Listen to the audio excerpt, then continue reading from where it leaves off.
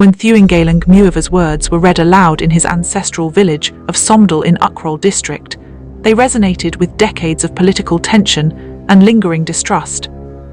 The General Secretary of the National Socialist Council of Nagalim, Nscm Muivah, speaking through his deputy VS Atem, warned that the NSCN-IM would be compelled to return to arms if the government of India did not fully implement the 2015 Framework Agreement and the 2002 Amsterdam Joint Communiqué as per his interpretation.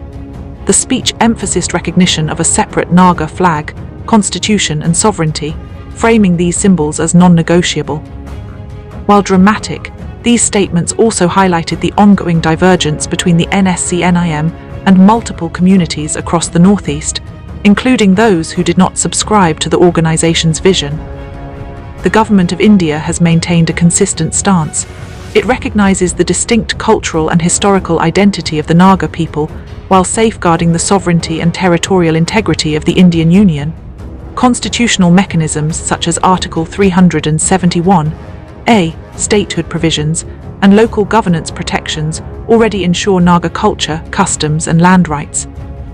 The demand for a separate flag and constitution, however, falls outside the legal and democratic framework of the country, implying a parallel sovereignty that no state can accept. India's position, therefore, is based on constitutional principles, not disregard for cultural identity. Muivah's speech portrayed the Indian government as having lost its political will and accused it of provoking divisions among Nagas. While media coverage often amplifies such rhetoric, the facts present a different reality. The Framework Agreement clearly states that final settlement must be within the Indian constitution. Allegations of betrayal overlook the government's continuous engagement with multiple Naga groups, not just NSCN-IM, reflecting the diversity of aspirations within Naga society. The NNPGs, Naga national political groups, and other civil organizations advocate dialogue within the constitutional framework, prioritizing development and peace over symbolic assertions of sovereignty.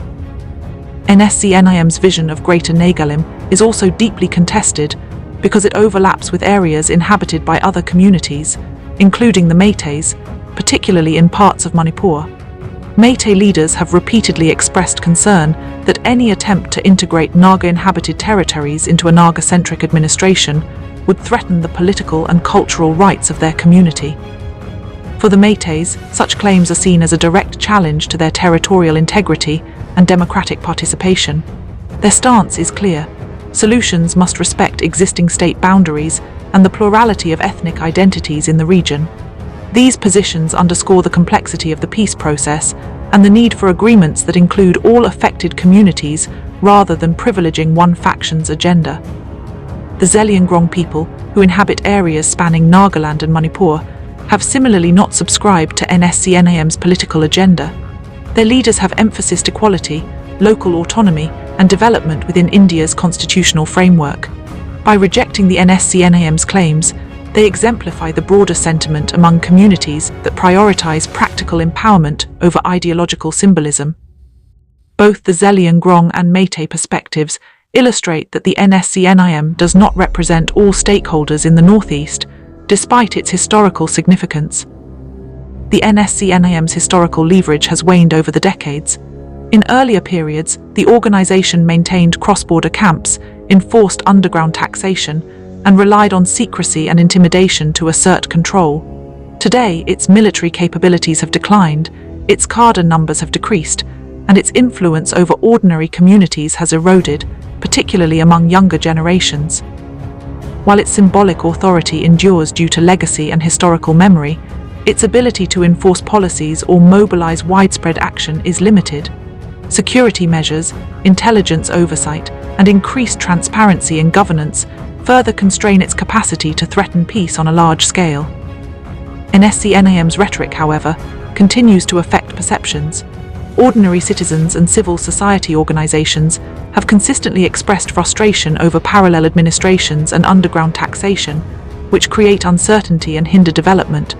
Many in Nagaland, Zeliangrong regions, and Meitei majority areas prioritize peace, education, and economic opportunities over symbolic sovereignty or armed struggle. For them, the Indian constitution offers protection, political representation, and opportunities for advancement, without the risks associated with underground or separatist activity. The Government of India has pursued a policy of patient, inclusive dialogue. Rather than reacting to threats, it has engaged multiple stakeholders, facilitated humanitarian access for NSCN-IM leaders, and allowed political consultation while firmly upholding sovereignty and constitutional law. This approach reflects the principle that legitimacy in a democracy arises from consensus and legal frameworks, not from coercion or intimidation. Muivah's attempt to claim exclusive representation for all Nagas is historically and factually inaccurate.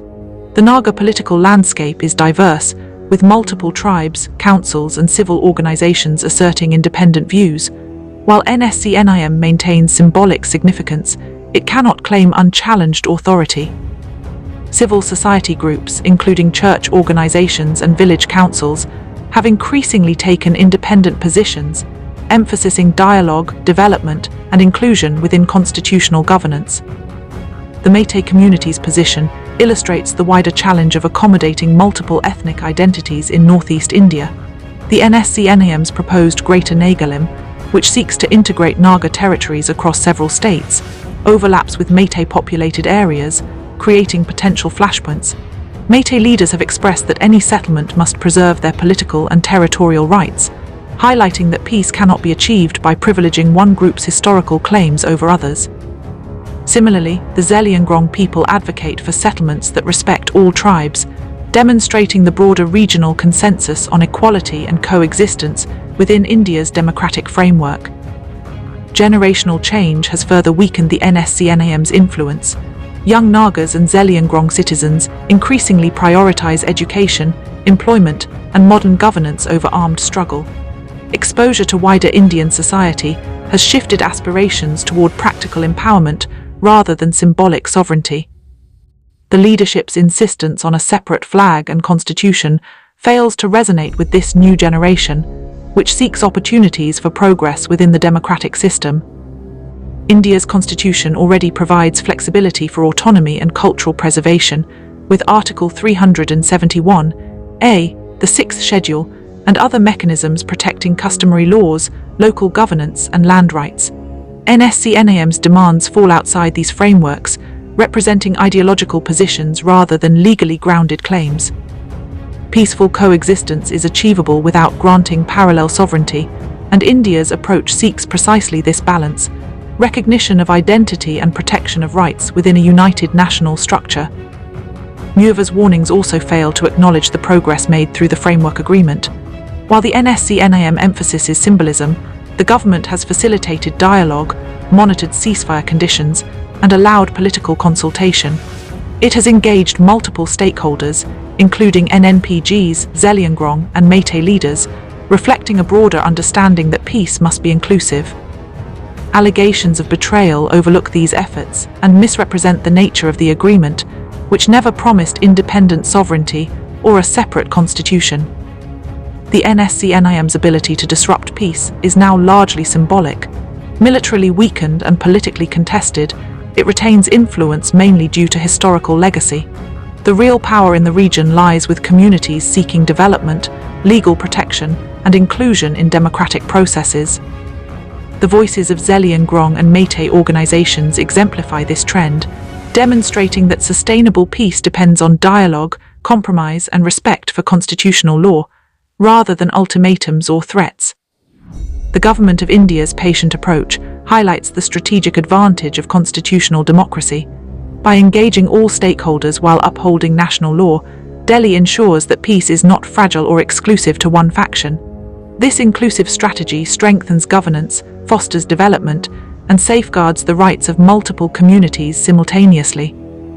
NSCN-IM's rhetoric, while attention-grabbing, cannot override the collective priorities of citizens who favor stability, equality, and progress.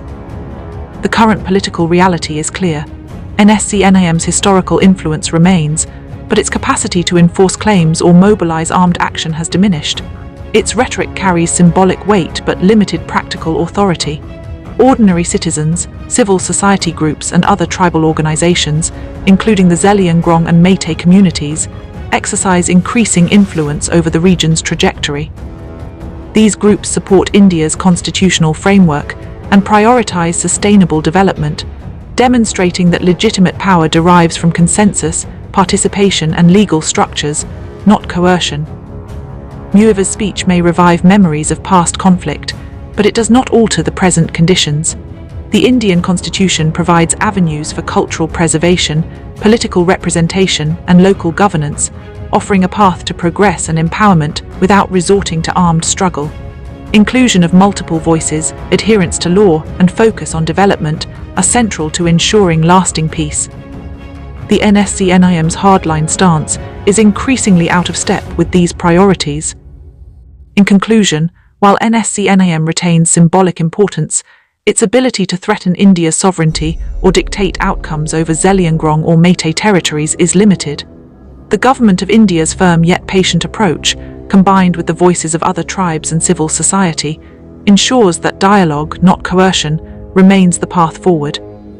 The future of Nagaland, Manipur Hill districts, and surrounding regions depends on democratic participation, respect for constitutional rights, and cooperation among all communities. True empowerment and security for the people will come not from separatist threats, but from constructive engagement within India's legal and political framework. Sources: 1. The print, Muivah to Centre, Recognise Nagalim or We Return to Arms, October 2025. 2. Government of India, Framework Agreement with NSCN-IM 2015.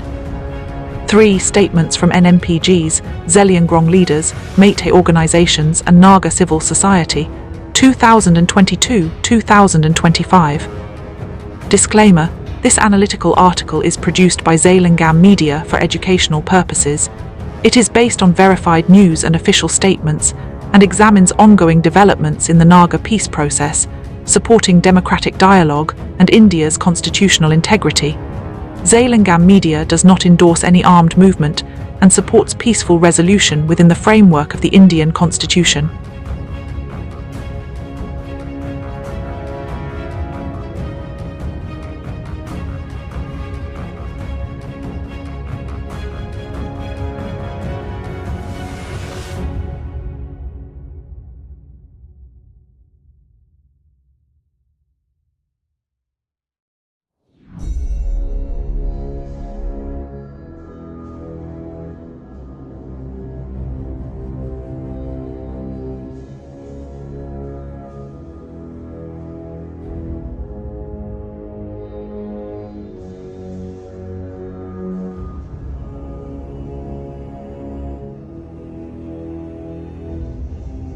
The Gorkha community of Senapati, 200 individuals from Gorkha communities in Senapati came over to help in cleaning the Senapati tough ground for the civic reception program of our Honorable Atto Kilonser, which will be held on 29 October at Senapati tough ground. This Nepali community has contributed a mineral water bottle of 7,500 bottles. We are so grateful to the Nepalis for helping us during the time of our need.